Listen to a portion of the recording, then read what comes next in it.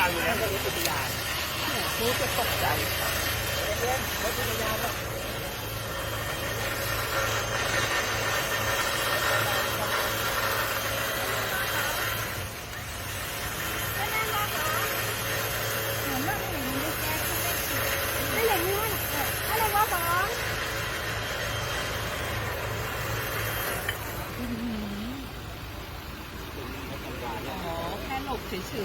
มันหล่นไงมันต้องใช้เขามีพอดีนี่รถป่าไม้มามันมีวินไง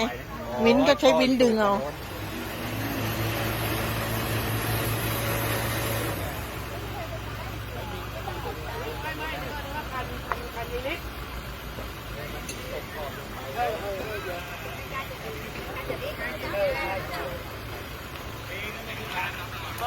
ใจเย็นๆแรงปีต้องมีทุกคันแล้วไม่มีแต่มันไม่เท่ใช่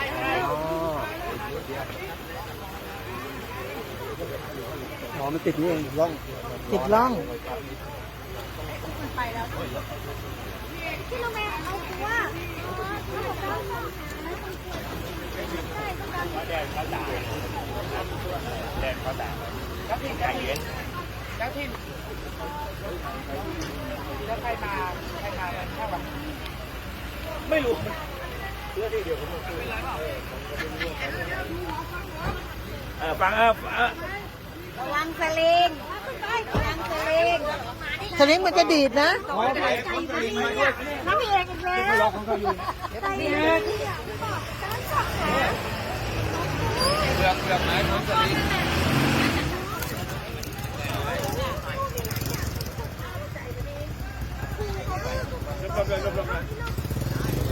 ยังไปไม่ได้นะไปไม่ได้ขอต่อก่อน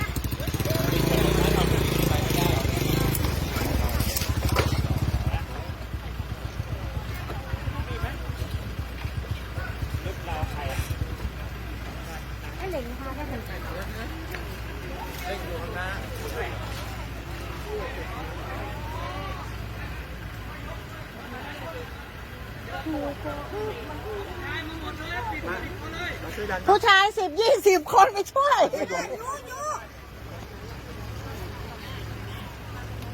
ใครเป็นผู้ชายตายไ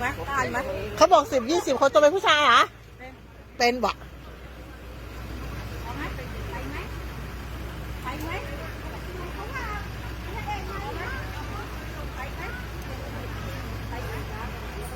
วันนี้แจ้งวีรกรรม2 รอบไปนะโมเมาส์มอยกันอยู่เหรอตีโค้งรถคอกอะรถคอกหลบขึ้นมาอยู่ อ๋อ ในรถแล้วก็หลบ